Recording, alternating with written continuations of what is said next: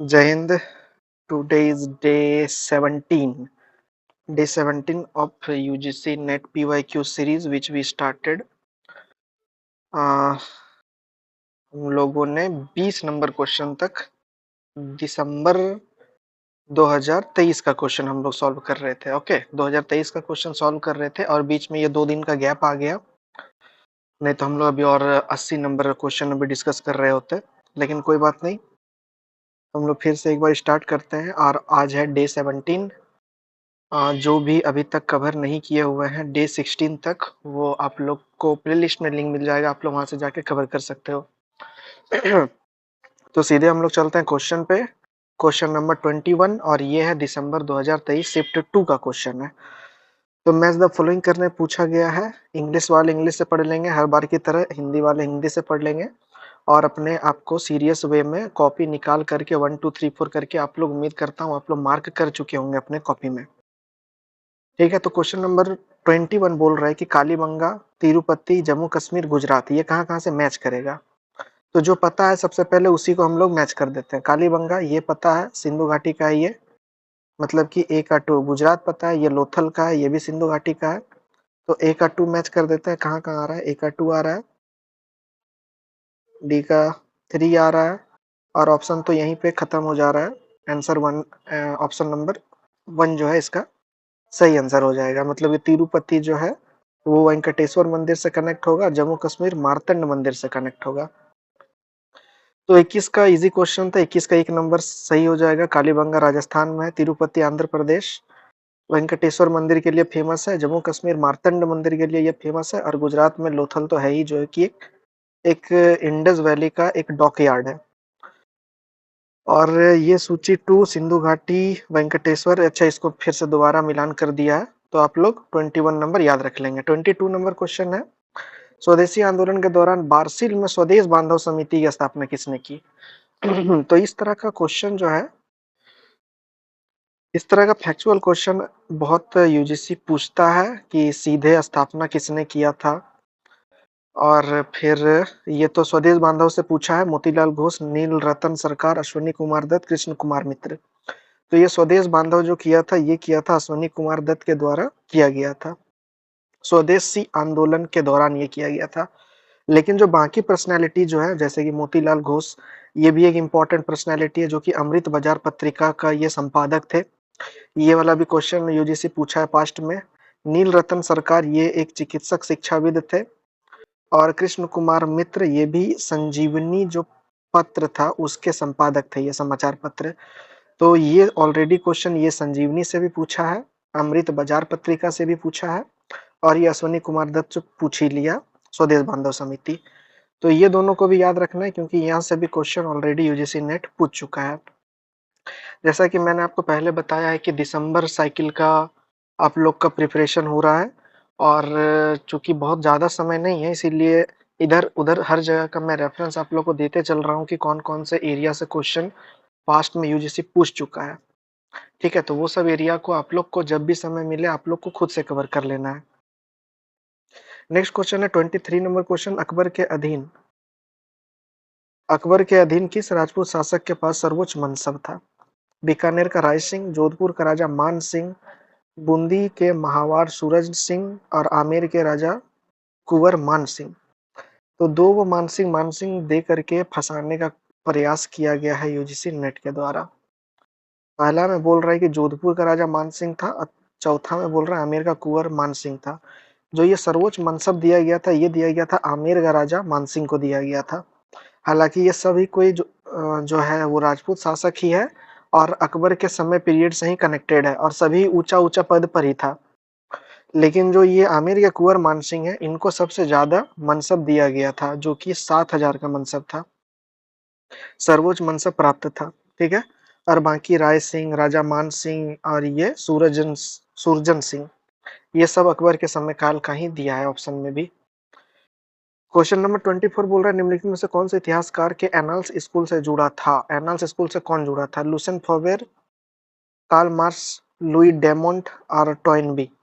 तो ये वाला क्वेश्चन तो पीजी का स्टार्टिंग में ही आप लोग पढ़ चुके होंगे कि पीजी के शुरुआती दौर में ही ये वाला क्वेश्चन देखने को मिलता है कि मार्क्सिस्ट कौन है, एनाल्स कौन है, ओरिएंटलिस्ट कौन है, नेशनलिस्ट कौन है। तो इस तरह का क्वेश्चन हम लोग को शुरुआत में ही मिल जाता है, तो इसीलिए ये वाला बहुत ज़्यादा टफ आंसर नहीं है इसका। ये लुसेंट फेवर है, जो कि एनाल्स स्कूल से संबंधित है, और ये जो है एनाल्स स्कूल से संबंधित है, और इनका काम अंतर विषय दृष्टिकोण जिसमें भूगोल, मानव विज्ञान और अन्य क्षेत्रों से संबंधित है। ठीक है, rebels and the comic culture of the renaissance और a new kind of history, ये वाला है, याद रखना है, ये है लुसेंट फवेर का ये वाला रचना है। ये वाला से अभी तक क्वेश्चन बना नहीं है, तो हो सकता है कि आगे इससे क्वेश्चन बन जाए कि लुसेंट फेवर के द्वारा कौन सा किताब लिखा गया है। तो ये वाला लिखा गया था, rebels and the comic culture लिखा गया था इनके द्वारा। उसके बाद कार्ल मार्क्स से तो बहुत बार यूजीसी क्वेश्चन बनाया है, ऑप्शन में बहुत बार देखने को मिलेगा ये। साम्यवादी व्यवस्था, पूंजीवाद का जो विरोध कर रहे थे। उसके बाद लुई ड्यूमोंट, एक फ्रांसीसी मनोवैज्ञानिक, व्यक्तिवाद की तुलना गैर पश्चिमी समग्र संरचनाओं से करते हैं ये। और अर्नोल्ड टॉइनबी, ये भी थोड़ा सा इंपॉर्टेंट है, ये भी आप लोग को ऑप्शन में कहीं ना कहीं दिख जाएगा यूजीसी के पास्ट क्वेश्चन सब में। ठीक है, क्वेश्चन नंबर 25, बाबर काल का मुख्य चित्रकार कौन था। तो इस तरह का क्वेश्चन, जैसा कि मैंने आप लोग को ऑलरेडी बताया है कि मुगल काल का चित्रकार एक बहुत ही इंपॉर्टेंट एरिया है। उम्मीद करता हूँ कि आप लोग हम पे अपने इंपॉर्टेंट टॉपिक जहाँ भी आप लोग मेंशन कर रहे हैं डे 1 से लेकर के, वहाँ पे आप लोग ये वाला चीज़ को मेंशन ऑलरेडी किए होंगे। अकबर, जहांगीर, हुमायूं, बाबर, औरंगजेब, ये सब के समय पीरियड में कौन-कौन मुख्य कलाकार व्यक्ति था, चाहे वो लेखन से संबंधित हो, चाहे वो संगीत से संबंधित हो। क्वेश्चन बनता है वहां से बहुत ज्यादा। तो बाबर काल में अबुल हसन नहीं था, अबुल हसन जहांगीर के समय पीरियड में था। मंसूर भी नहीं था, ये है बेजाद। बाबर के समय में ये है बेजाद, लेकिन ये जो अबुल हसन और मंसूर है, वो दोनों भी बहुत ही ज्यादा इंपॉर्टेंट है, क्योंकि नादिर उज जमान का उपाधि दिया गया था अबुल हसन को। तो यहाँ से भी क्वेश्चन यूजीसी ऑलरेडी पूछ चुका है। मंसूर जहांगीर के दरबार में एक अन्य चित्रकारी था, और इसको आसमान का जुबा इसको कहा जाता था। यहाँ पे नहीं दिया गया है, लेकिन ये आसमान का जुबा इसको कहा जाता था, और इसको युग का आश्चर्य कहा जाता था। दोनों का अलग अलग नाम है, और ये दोनों से यूजीसी क्वेश्चन पूछ चुका है। फार्ग बेग कम प्रसिद्ध है, और बाद के मुगल काल या अन्य फारसी समाजों के अन्य कलाकार से ये संबंधित है। लेकिन ये जो बेहजाद है, ये तिमुरिड काल के दौरान एक प्रसिद्ध चित्रकार था। हालांकि उनका प्रभाव फारसी लघु चित्रकला पर महत्वपूर्ण था, जो मुगल काल तक फैला हुआ था। इसीलिए बाबर को बेहजाद से संबंधित करके देखा जाता है। क्वेश्चन नंबर 26 बोल रहा है कि निम्नलिखित में से दक्षिण भारतीय भाषाओं का विषम संयोजन कौन सा है। तेलुगु, तमिल, कन्नड़, मलयालम, डोगरी। तो ये जो डोगरी है ये नहीं है, बाकी ए बी सी डी जो है ये हम लोग का प्राचीन भारतीय भाषा है। ए बी सी डी जो है ये वाला है, लेकिन इसमें विषम चुनने के लिए बोल रहा है, इसीलिए ई ई ई इस तरह करके ऑप्शन दिया हुआ है। तो इसका आंसर होगा 2, लेकिन यूजीसी जो है इसको जो है 1, 3 और 4 इसको सही मानता है। मतलब कि ऑप्शन नंबर 1 और ऑप्शन नंबर 3 और ऑप्शन नंबर 4, क्योंकि तीनों में ई ई ई ई है जुड़ा हुआ, और यहाँ विषम संयोजन ही पूछ रहा है, इसीलिए 1, 3 और 4 इसका आंसर होगा। तो और यूजीसी जो है उसको, चूंकि यह पिछले वर्ष की यूजीसी नेट प्रश्न है, इसलिए हम इसको छेड़खानी नहीं कर सकते। मतलब ये है कि बेसिकली इसमें थोड़ा सा गड़बड़ कर दिया गया है यूजीसी के द्वारा। ठीक है, क्वेश्चन नंबर 27, निम्नलिखित में से किसने मैजनी की जीवनी लिखी। अच्छा, और ये वाला जो सोर्स है, ये वाला टेक्स्ट बुक का सोर्स है, और ये जो जितना भी हम लोग डे 1 से कवर कर रहे हैं, सारा का सारा टेक्स्ट बुक का ही सोर्स है। ठीक है, और उसमें से ही आप लोग को पीवाईक्यू एनालाइज करने का मैं आप लोग के लिए कोशिश कर रहा हूँ कि ज़्यादा से ज़्यादा पीवाईक्यू एनालाइज किया जा सके। क्वेश्चन नंबर 20 है, निम्नलिखित में से किसने मैजनी की जीवनी लिखी। ये तो एक आसान सा क्वेश्चन है, और मैंने अपने पिछले वीडियो में भी इसके बारे में बताया है। ये है वी डी सावरकर है ये। लाला हरदयाला गदर पार्टी के संस्थापक। मदन लाल ढींगरा ने वाइली की हत्या कर दी थी। आर एस बिहारी बोस भी इम्पोर्टेंट है, 1911 का जो कांड हो रहा था उसमें ये संलिप्त थे, और 1912 वाला। और बाद में जाके ये रास बिहारी बोस जो है सुभाष चंद्र बोस के साथ संबंधित, मतलब कि गठबंधन कर लेते हैं, उनके साथ वो आ जाते हैं। तो बी डी सावरकर के बारे में याद रखना, इनके द्वारा जो है मेजनी की आत्मकथा, मेजनी की जीवनी लिखी गई थी इनके द्वारा। सावरकर ने अंडमान सेलुलर जेल में कैद के दौरान मराठी में जीवनी लिखी। इस जीवनी में उन्होंने मैजानी के विचारों और सिद्धांतों को व्यक्त किया। ये भी पूछा जा सकता है कि ये जो जीवनी लिखा ये किस भाषा में लिखा गया था? तो ये लिखा गया था मराठी में लिखा गया था और हम लोग इससे ऑलरेडी क्वेश्चन देख चुके हैं कि क्वेश्चन पूछा था कि मराठी में लिखा था और हम लोग ये भी देखे थे कि 1500 प्रति के आसपास जो है बेच दिया गया था, ये जो लिखा था किताब। उसके अलावा एडिशनल में देख लेते हैं कि लाला हरदयाल जो है ये गदर पार्टी के संस्थापक थे और मदन लाल ढींगरा जो है 1909 में कर्नल वाइली की हत्या के लिए जाने जाते हैं लंदन में। और इससे भी पास्ट में क्वेश्चन बना है, इससे भी पास्ट में क्वेश्चन बना है, इससे भी बना है। ये सारा का सारा ही बहुत ही ज़्यादा इम्पोर्टेंट एरिया है, ये सारा पर्सनैलिटी। तो आप लोग पीडीएफ में जा करके इसको अच्छा से पढ़ सकते हैं। पढ़ नहीं सकते हैं, पढ़ना है आप लोग को, ठीक है? टेलीग्राम में जा करके आप लोग को पीडीएफ डाउनलोड करके ये सब एरिया जो स्पेसिफिक एरिया जो है जिससे कि बहुत ज़्यादा क्वेश्चन बनता है, वो सब एरिया आप लोग को ज़रूर से ज़रूर कवर करना है। जैसा कि मैंने आपको पहले ही बताया है कि एक बीडी सावरकर और एक सुभाष चंद्र बोस, ये दोनों पर्सनैलिटी से हर एक क्वेश्चन क्लियर होना चाहिए क्योंकि बहुत क्वेश्चन पूछा है इससे यूजीसी। क्वेश्चन नंबर 28 मानव जाति के लिए धर्म, एक जाति और एक ईश्वर किसका केंद्रीय संदेश है? विद्यासागर नहीं, विवेकानंद नहीं, नारायण गुरु। नारायण गुरु का ये वाला संदेश है, एक धर्म, एक जाति और एक ईश्वर। नारायण गुरु एक समाज सुधारक और आध्यात्मिक नेता थे। उनकी शिक्षा और जीवन जातिगत भेदभाव को खत्म करने के लिए किया गया और इन्हीं के द्वारा ये वाला नारा दिया गया। इसके अलावा अतिरिक्त में देखते हैं विद्यासागर जो है वो अनुवादक, मुद्रक, प्रकाशक ये थे। महिलाओं के ऊपर इनका अधिक काम रहा है। स्वामी विवेकानंद जो कि रामकृष्ण परमहंस के शिष्य हैं और ज्योतिबा फूले इनके द्वारा भी जो है महिला के ऊपर विशेष काम किया गया है। और ज्योतिबा फूले का 2 इम्पोर्टेंट लेखन है, वो दोनों का नाम आप लोगों को कमेंट करके बताना है कि ज्योतिबा फूले के द्वारा कौन-कौन सा रचना किया गया क्योंकि वहाँ से क्वेश्चन यूजीसी पूछ चुका है ऑलरेडी, ठीक है? तो आपको कमेंट करके बताना है। नेक्स्ट क्वेश्चन में चलते हैं, क्वेश्चन नंबर 29 निम्नलिखित में से कौन-सा सही है? और जैसा कि मैंने आपको बताया था कि ये वाला एरिया बहुत ही ज़्यादा इम्पोर्टेंट एरिया है। तो वीडियो को पॉज़ करके हिंदी वाले हिंदी से पढ़ेंगे, इंग्लिश वाले इंग्लिश से पढ़ेंगे अच्छा से, उसके बाद इसका आंसर आप लोग को देना है। तो पहला नंबर बोल रहा है, पहला है भारत सरकार अधिनियम 1935 द्वारा केंद्र में द्विसदनीय विधानमंडल की शुरुआत की गई। तो सबसे पहले तो यही वाला गलत हो जाता है, केंद्र में नहीं किया गया था, प्रांत में किया गया था। वो भी 11 में से केवल 7 प्रांत में किया गया था, इसीलिए एक जो है वो गलत है। ए को गलत कर देना है। और कहीं पर गलत हो रहा है क्या? नहीं, आगे बढ़ते हैं। भारत सरकार अधिनियम 1919 द्वारा प्रांतों में द्वैध शासन लागू किया गया। हाँ, ये किया गया था। एनी बेसेंट ने 1919 के अधिनियम को इंग्लैंड के लिए पेशकश करने के लिए योग्य नहीं और भारत के लिए स्वीकार्य करने योग्य नहीं बताया। तो हाँ, ये 1919 के बारे में ऐसा किया गया था। प्रांतीय स्वायत्तता की शुरुआत भारत सरकार अधिनियम 1935 द्वारा की गई थी। ये तो एक बहुत बड़ा अचीवमेंट था 1935 का, ये भी सही है। कांग्रेस ने भारतीय परिषद अधिनियम 1919 को अस्वीकार कर दिया। हाँ, ये अस्वीकार ही कर दिया गया था। तो बी-सी-डी जो है इसका, बी-सी-डी-ई जो है इसका करेक्ट आंसर हो जाता है ऑप्शन नंबर 4। ठीक है?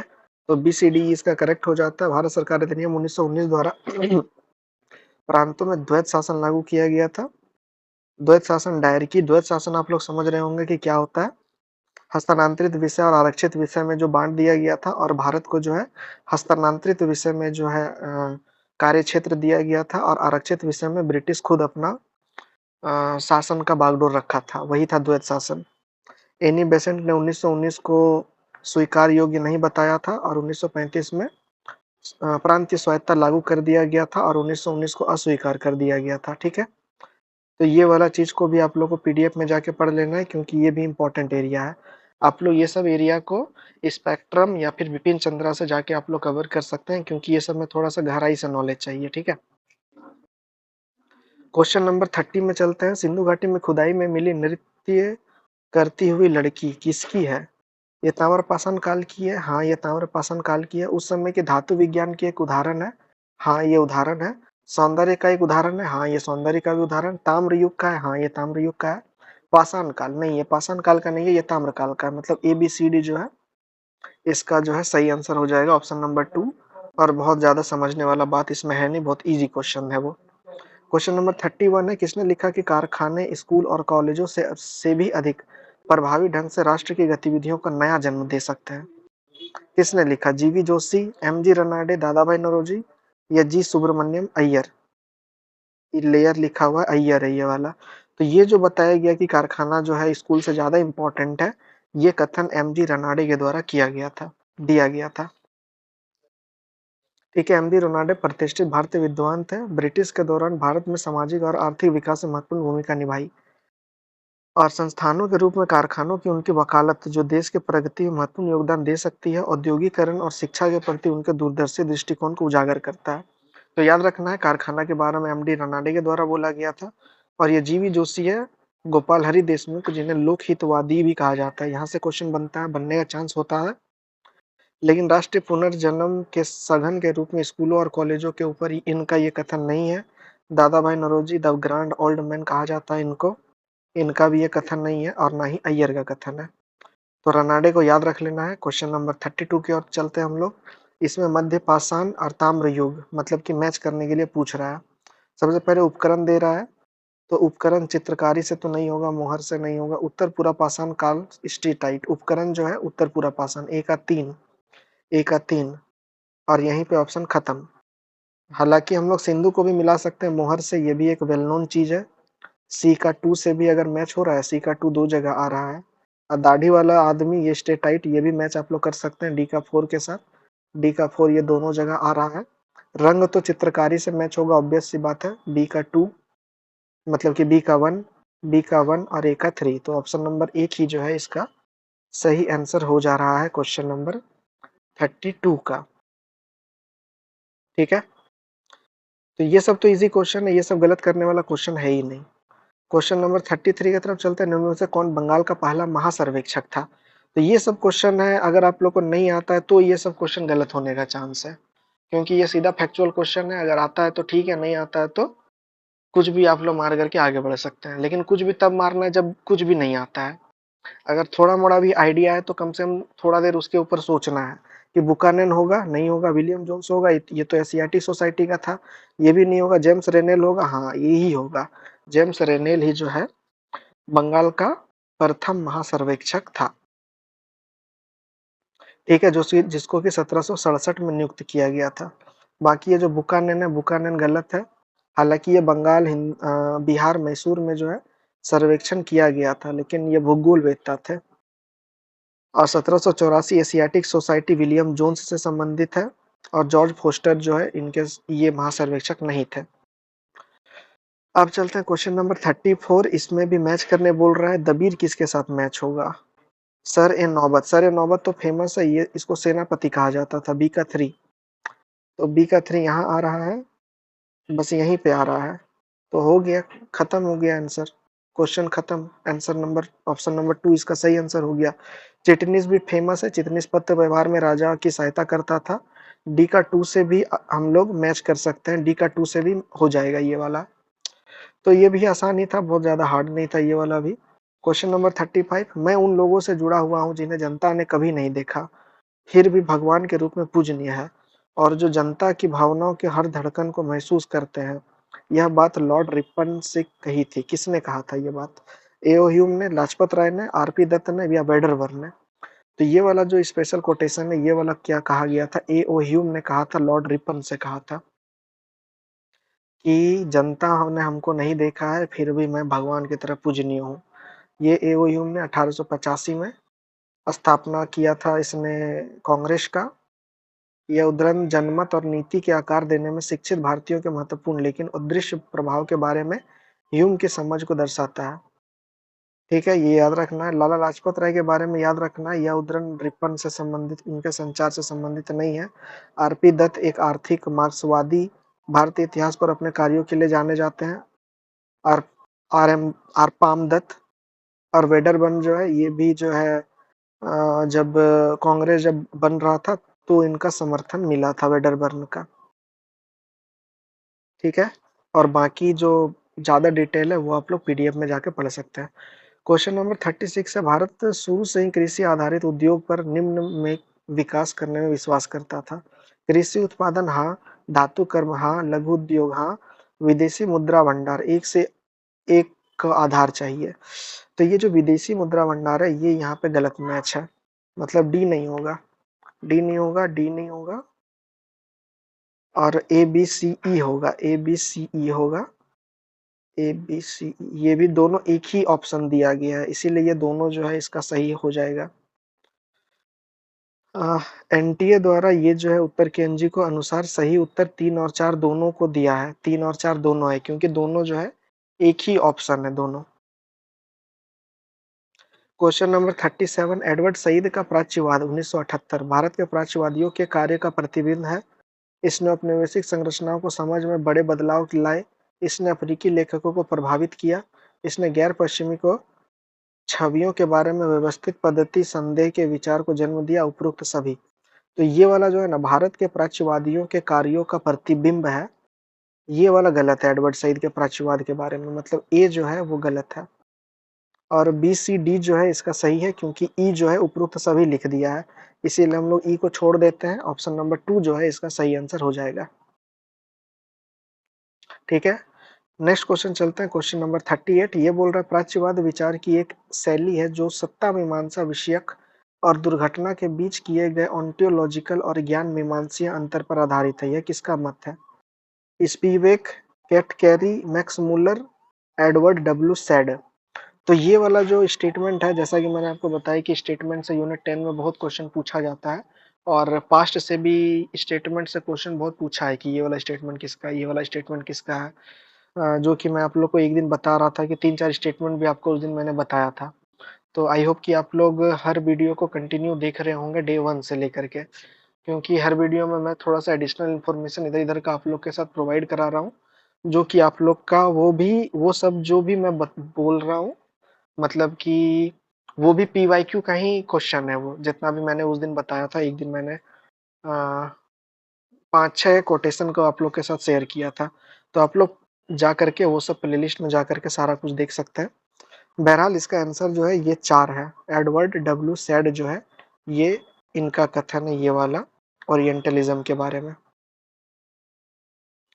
एडवर्ड डब्ल्यू ने कहा कि सईद प्राच्यवाद की अवधारणा से जुड़े हैं, जिसका उन्होंने अपने मौलिक कार्य ओरिएंटलिज्म के में विस्तार से वर्णन किया है। तो ओरिएंटलिज्म किसने लिखा है? ये एडवर्ड डब्ल्यू ने लिखा है, ठीक है।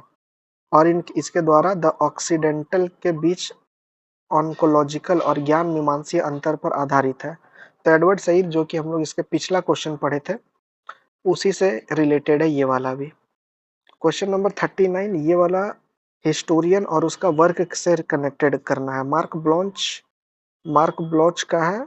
द हिस्टोरियन क्राफ्ट है मार्क ब्लॉच का। ए का तीन दो जगह मैच कर रहा है। ई एच कार का तो व्हाट इज हिस्ट्री, ये तो बहुत फेमस है। बी का 4, ई एच कार का बी एच 4 हो गया। मतलब ये जो है ऑप्शन नंबर 4 जो है यहाँ के हिसाब से सही हो जाता है। सी का 2, द प्रैक्टिस ऑफ हिस्ट्री, हालांकि एरिक हॉब्सबॉम का द प्रैक्टिस ऑफ हिस्ट्री नहीं है, द प्रैक्टिस ऑफ हिस्ट्री किसी और का है। शेख अली, ये हिस्ट्री थ्योरी एंड मेथड जो है, ये वाला है शेख अली का। इसको यूजीसी नेट जो है इसको इस क्वेश्चन को डिलीट किया हुआ था, क्योंकि द प्रैक्टिस ऑफ हिस्ट्री जो है वो एरिक हॉब्सबॉम से मैच कर दिया था, लेकिन ये एरिक हॉब्सबॉम से मैच नहीं होगा। एरिक हॉब्सबॉम का किताब है ऑन हिस्ट्री, इसके द्वारा लिखा गया था ऑन हिस्ट्री, ये वाला याद रखना, ये है एरिक हॉब्सबॉम का। द प्रैक्टिस ऑफ हिस्ट्री जो है वो नहीं है, इसीलिए इसको डिलीट किया गया था, क्योंकि ये जो द प्रैक्टिस ऑफ हिस्ट्री है वो वाला लिखा गया था, जेफरी एल्टन की पुस्तक है, जेफरी एल्टन का पुस्तक है द प्रैक्टिस ऑफ हिस्ट्री। ठीक है, बाकी शेख अली का हिस्ट्री थ्योरी एंड मेथड है, ई एच कार का तो व्हाट इज हिस्ट्री है, मार्क ब्लॉन्च का the historian, the introduction to history, the historian craft लिखा गया था। ये दोनों मार्क ब्लॉन्च का लिखा गया है, एन इंट्रोडक्शन टू हिस्ट्री और द हिस्टोरियन क्राफ्ट।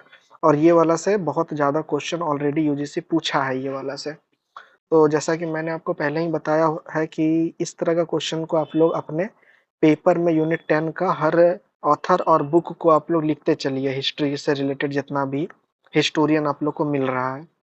तो इससे क्या होगा कि आप लोग का एक अच्छा खासा आप लोग का 80, 90, 100 हिस्टोरियन आप लोग का रेडी हो जाएगा, 100 बुक आप लोग का रेडी हो जाएगा, जो कि लास्ट समय में रिकैप करने में आप लोग को बहुत हेल्पफुल होगा। 1 दिन पहले, 2 दिन पहले, सिर्फ एक बार सरसरी निगाह से आप लोग देख लेना और वो आप लोग का कवर हो जाएगा। तो आज का last question 40 number question, Kakatiya काल की जटिल नक्काशी निम्नलिखित की निरंतरता थी।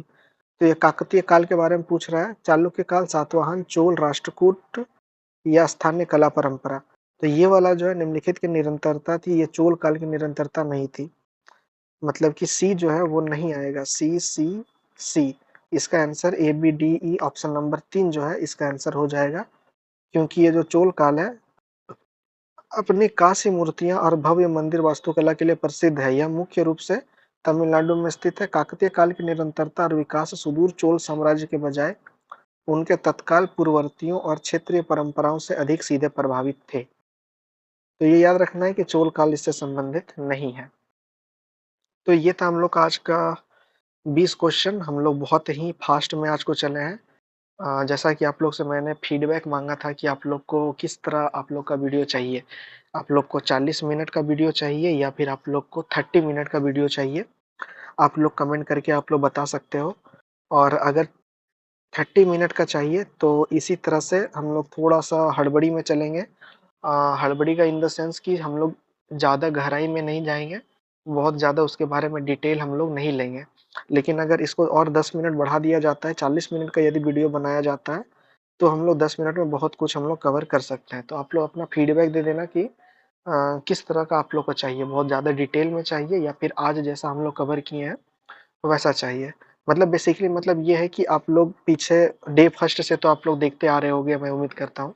तो आप लोग को उस तरह का वीडियो चाहिए डे फर्स्ट से, जैसा हम लोग बहुत डिटेल में घुस-घुस के हम लोग कवर कर रहे थे, उस तरह का चाहिए या फिर आज हम लोग 30 मिनट में निपटा दिए हैं, इस तरह का चाहिए। तो आप लोग को फीडबैक के ऊपर डिपेंड करता है कि वीडियो कैसा बनाना है। बाकी आप लोग को लाइक या डिसलाइक करके बता देना है कि वीडियो आप लोगों को कैसा लग रहा है। यदि कुछ कमी लग रहा है तो आप लोग फीडबैक में जा कर के कमेंट कर सकते हैं कि हाँ, ये सब सुधारा जा सकता है, जिसको कि और इम्प्रूवमेंट किया जा सकता है, ठीक है? अब मिलते हैं नेक्स्ट वीडियो में। नेक्स्ट वीडियो हम लोग 40 नंबर से आगे चलेंगे और थोड़ा-सा हम लोग जल्दी-जल्दी ही कवर करेंगे, क्योंकि अब सिर्फ़ आप लोग के लिए 15 डेज़ मोर बचा हुआ है। ओनली 15 दिन बचा हुआ है। 7 तारीख को लेकर के अगर चलते हैं तो, क्योंकि लास्ट 7 तारीख तक ही हम लोग कवर करेंगे। उसके बाद आप लोग के लिए 2 दिन रहेगा, रिवीजन समय रहेगा आप लोग का, जिसमें कि कुछ नहीं पढ़ना है। कुछ नहीं पढ़ना इन द सेंस कि यूट्यूब में नहीं देखना है और ना ही कुछ और। जो आपको लगता है कि हाँ, उतना दिन में जो मेरा छूटा है रिकैप करना ज़रूरी है, 2 दिन लास्ट में सिर्फ़ वही करना है, बाकी कुछ नहीं करना है। इसीलिए 7 तारीख तक मैं कोशिश करूँगा लास्ट वीडियो अपलोड करने का।